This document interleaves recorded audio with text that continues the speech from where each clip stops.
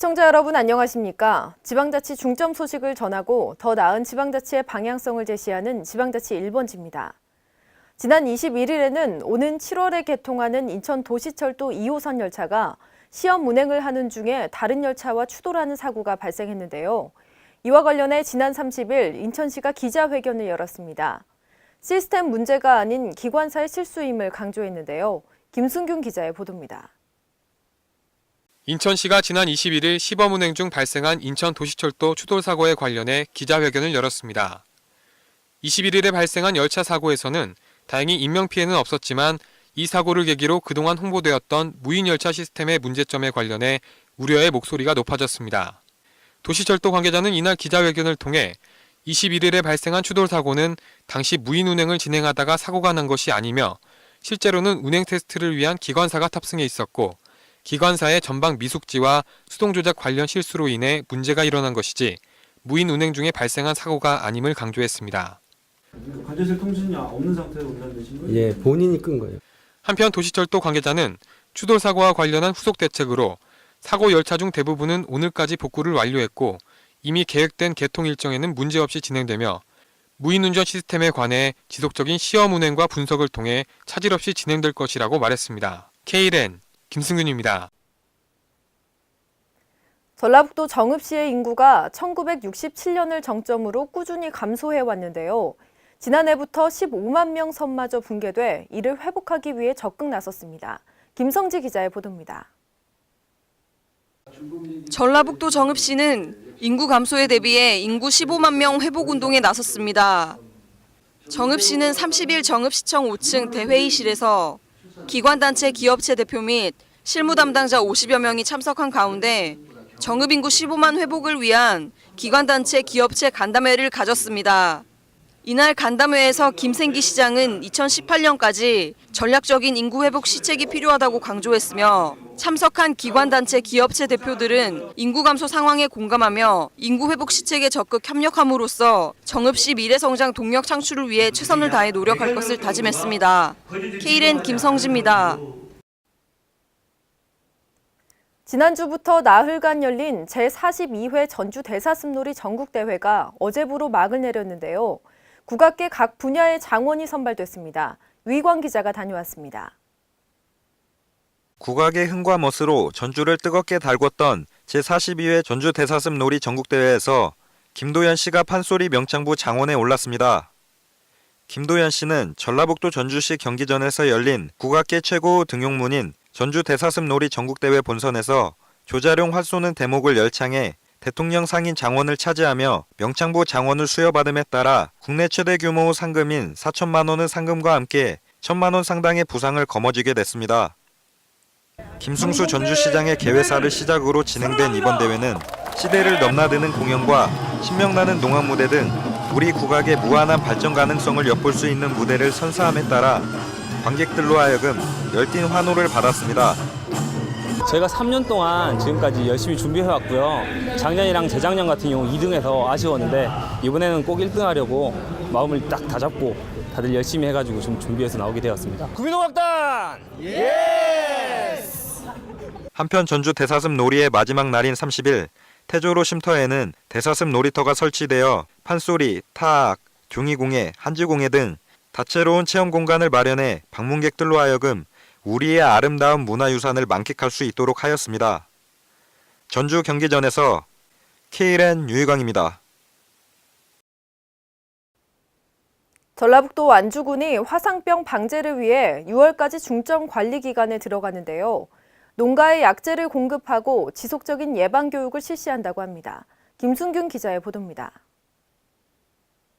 전라북도 완주군은 지난 5월 중순 경기도 안성의 한 과수원에서 화상병 확진이 발표됨에 따라 화상병 예방을 위해 5월부터 6월까지 중점관리 기간으로 정하고 예찰 활동에 총력을 기울입니다.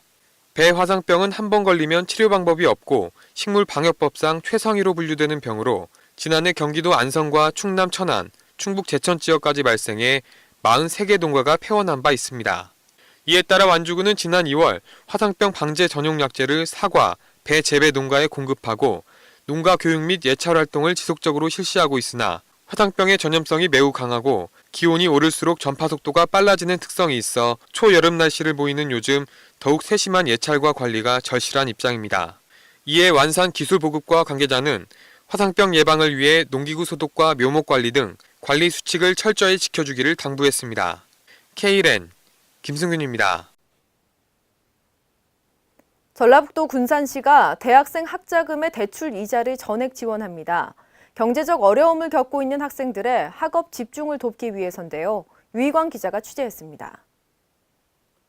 군산시 대학생 학자금 이자 지원에 관한 조례가 지난 20일 군산시 의회에서 의결되면서 올해 하반기부터 전라북도 군산시 소재 대학생들이 학자금 대출이자 전액을 지원받게 됩니다.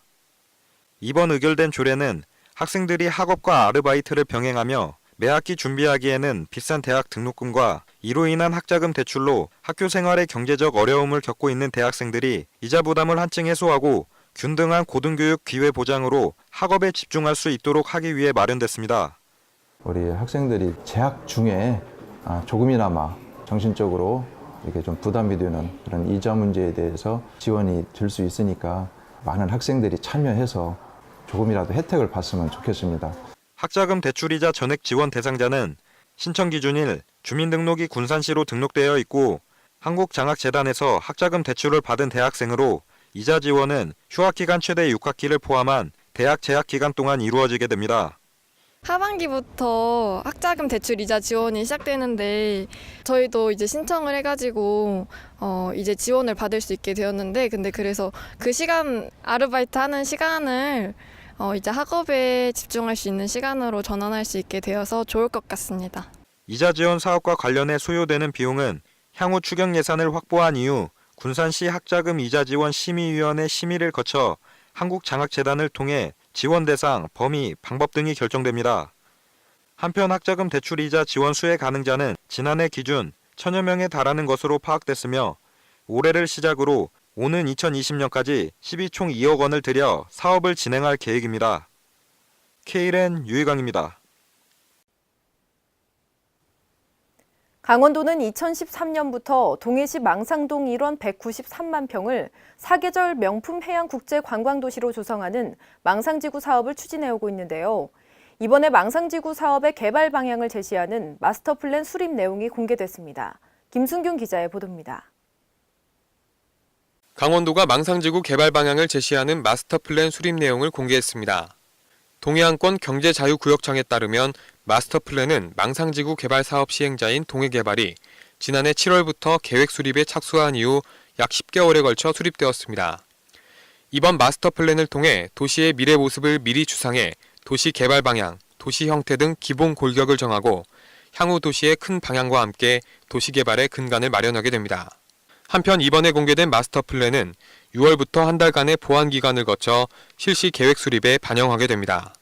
강원도 관계자는 분야별 투자 인원들이 긴밀한 협력을 통해 망상지구 사업이 성공적으로 개발될 수 있도록 행정 지원에 최선의 노력을 다하겠다고 말했습니다. Kren 김승균입니다. 군산시 자원봉사센터는 청소년들과 의미 있는 소통의 장을 마련했습니다. 2016 찾아가는 청소년 자원봉사 박람회에 유희광 기자가 다녀왔습니다.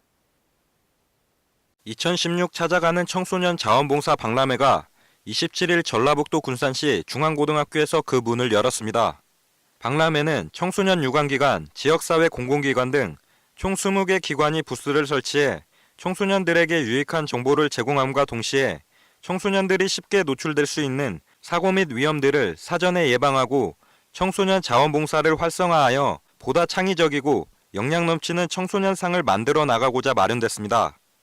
학생들이 자원봉사에 대해서 이해를 잘 못하고 또한 봉사를 하는 데 있어가지고 프로그램을 단순하게 생각하고 있습니다. 이러한 체험을 통해서 자원봉사에 대해서 이해를 하고 나눔과 봉사의 정신을 더 함양하는 데 크게 기여하리라 생각합니다. 행사에서 학생들은 부스 체험 활동 보고서 종이를 들고 20가지 체험을 하면서 자원봉사 활동을 통한 자신의 잠재된 능력을 발견하고 개발시켜 창의적이고 역량을 갖춘 성인으로 한 단계 더 나아갈 수 있는 의미 있는 시간을 보냈습니다. 한편 군산시 자원봉사센터는 청소년들에게 꿈을 실현할 수 있는 기회를 제공하고 지역을 위해 봉사할 수 있는 체험의 장을 마련하고자 지속적인 노력을 기울일 예정입니다. 군산시 자원봉사센터에서 앞으로 청소년뿐만 아니라 일반인들을 통해서라도 정말 지역을 사랑하고 또 지역을 위해서 자기 자신을 희생할 수 있는 그러한 그 마음을 기를 수 있는 행사를 계속 하려고 하고 있습니다. 군산중앙고등학교에서 KLN 유희광입니다. 독거노인들을 위한 공동생활 공간이 마련됩니다. 보건복지부는 지난 30일 독거노인 공동생활홈을 내년도 시범 사업을 거쳐 본격적으로 보급할 계획이라고 밝혔습니다. 제주공항 검색대에서 현직 경찰관에게 실탄이 발견됐습니다. 이로 인해 경찰 내부 안전관리 소홀과 공항 보안 검색의 허술함이 논란이 되고 있습니다. 오늘은 세계 금연의 날입니다. 이에 맞춰 보건복지부는 금연의 날 기념식에서 금연 광고 시안 2편을 공개합니다. 복지부는 이번 연도 말부터 증언형 금연 광고와 담뱃값 경고 그림으로 금연 캠페인을 전개할 예정입니다. 이상으로 지방자치 1번지를 마칩니다. 시청해주신 여러분 고맙습니다.